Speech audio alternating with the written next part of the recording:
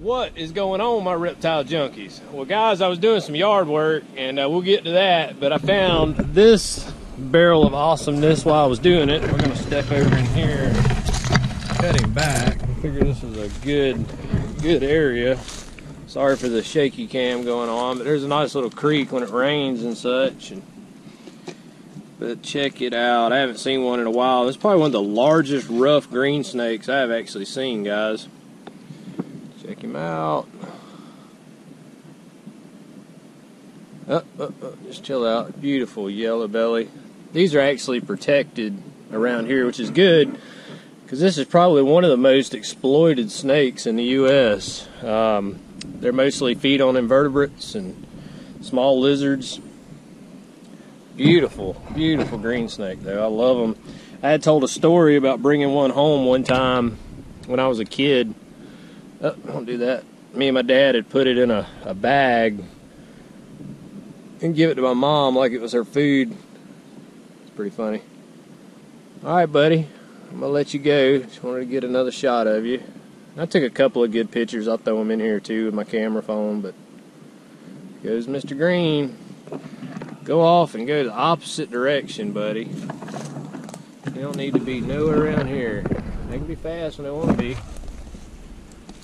I can even still see him down there. Oh, I don't want you to come back this way. Now he's going to come towards the road. That's not good. We're going to push him back, guys. There he is. Where'd he go? Make sure he went back. Yeah, there he goes, down the hill. Cool. Alright, let's get back to the house and do some other fun stuff. Stay tuned, guys. A dragon once lived on the side of a mountain.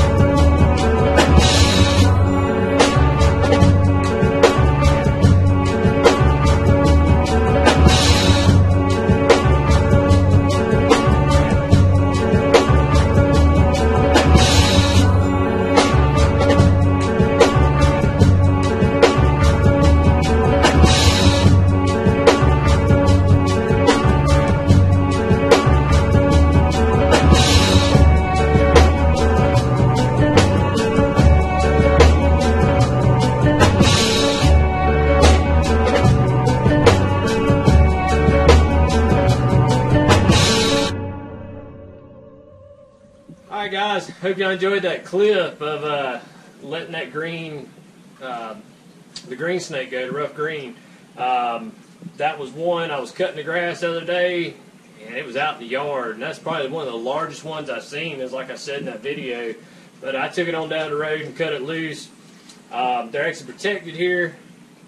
Love to have one, but, you know. Really pretty snake. Really cool. Like I said, that's one of the largest ones I've seen. But, and I hope you enjoyed the little bit of Poseidon enrichment. You know, as the video said, this is part 2. Going to be unboxing and ramblings. And but before we get into what's here, let's run inside, check out the cooters or turtles or whatever you want to call them that we got. We'll talk about that for a minute. We'll come right back out here to these. Stay tuned, guys. All right, guys, like I said, I'm going to start in here. This was the 100-gallon, originally it was a saltwater tank, and it sat in the corner empty, and it was just killing me. So I moved the Savannah out, and I'm sure I'll get that in the video where I moved it. If you follow me on Instagram, you saw some pictures of all that. But this tank was sitting in the corner empty, and originally I put it together to do the budget frogs. And as we was cleaning out the pond on the back deck, if y'all can see this. There, I swore all the fish were gone out of the pond, and except that warmouth right there. And I'm sure it's dark, but I'm going to throw some crickets in here in a second, see if he'll grab it. But He's going to let you show the turtles first. I had that warmouth, and he was a itty bitty bitty thing, and had no idea, guys, there wasn't 6 inches of water left in that pond outside, and he was in there. So I didn't have the heart to go chunk him back in the lake. So instead of the budgets going in here, and if you remember, I had some soft shell turtles, and I took them to my buddy Jonathan because I wasn't going to do turtles, but this last show, these are 2 peninsula cooters. I'll pick one up. Now, they're actually on the endangered list. These were captive bred. Really neat.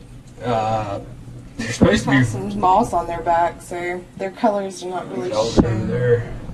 They're actually... like they should, but they are beautiful underneath that moss. supposed to be pretty good to eat from what I hear, but... Well, that's what we read.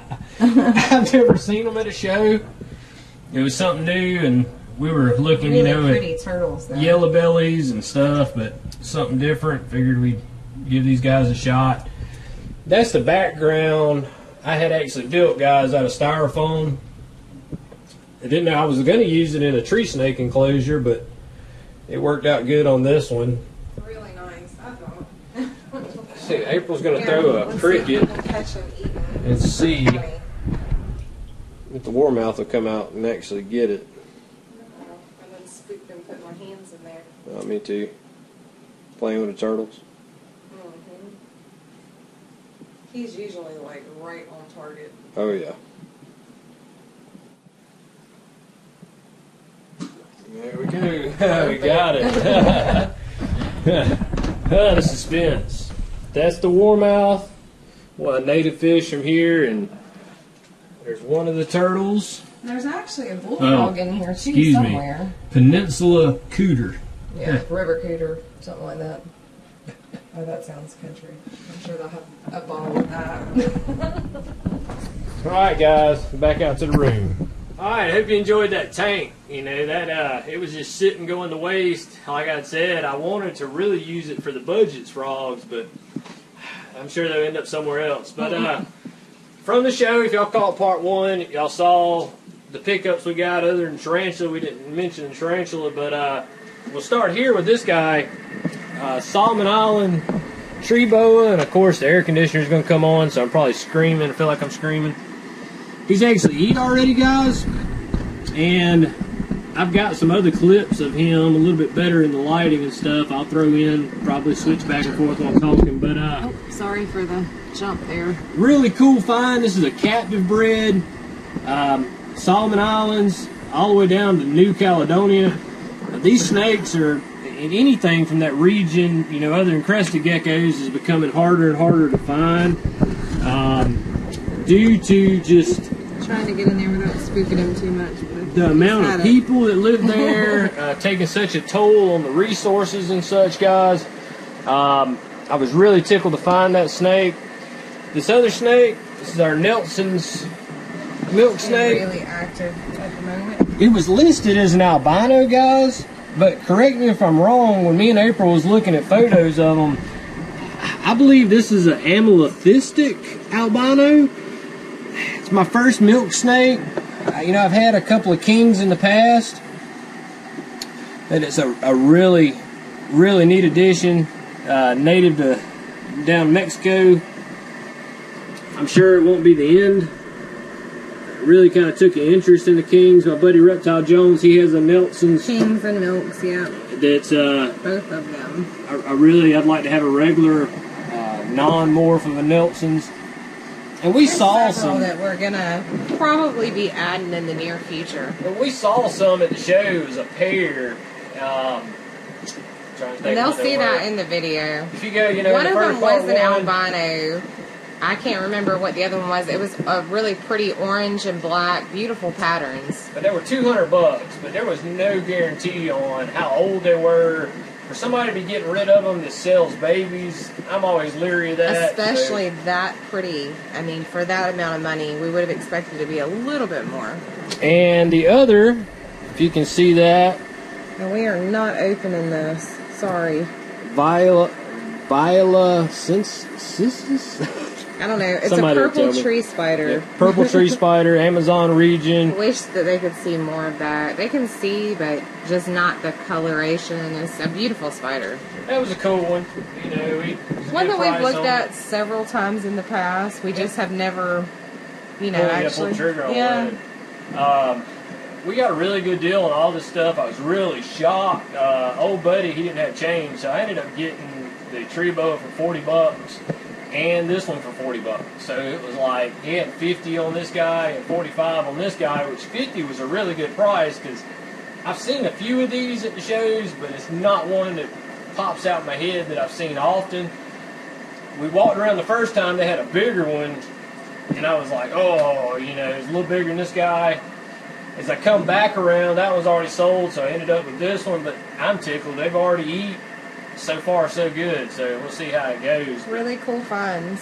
That was our pickups. You could from expect, the show. I think, more milk snakes, king snakes in the near future. I really...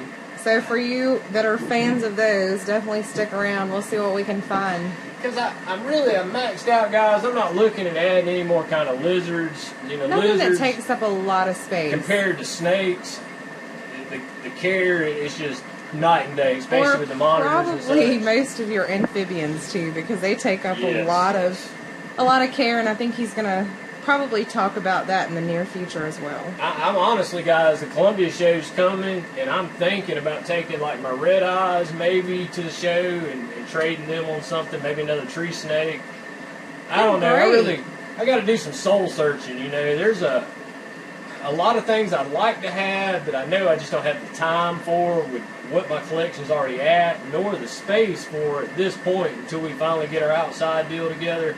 And also thinking about what we're actually being able to interact and view. Yeah, the You frogs. know, that's a big thing for us. We have so much. You want to be able to see everything in the collection, Yeah, and not have to put as much time in for stuff that you don't get to see a lot. And the tree frogs, they are not active until dark. Now, that's the red eyes. The gliding frogs over here, I mean, they're pretty active a But big frogs are percentage of the time. super, super messy, and they require Yeah, they a lot do. of time and work. It's a everyday with the frogs. Not So, all, though. I mean, you've got like the more dumpies toad and- style, Yeah, you know, of course the pixie frogs, the Pac-Mans, those have been awesome. They poop, one good poop, but the tree frog style is all down the glass, Constant. constantly wiping the glass because you don't want them stuck to it. And so And their on and so water, forth, constant water bowl changing. It's just a lot It for is. some frogs that you Yeah. don't hardly ever get to see. So time for some soul searching. We'll Some things see. might change. We'll see. But of course that'll be in a later video.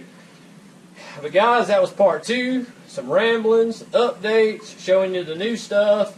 Hope you enjoyed it. Got a pretty cool clip here we'll throw in at the end. Doing my yard work. It's kind of a funny. It's a yard aeration tool. Hope y'all get a kick out of it. But other than that, guys, thanks for watching as always. Hope you enjoyed it. Stay safe out there, and we'll catch you next time. Appreciate it, guys.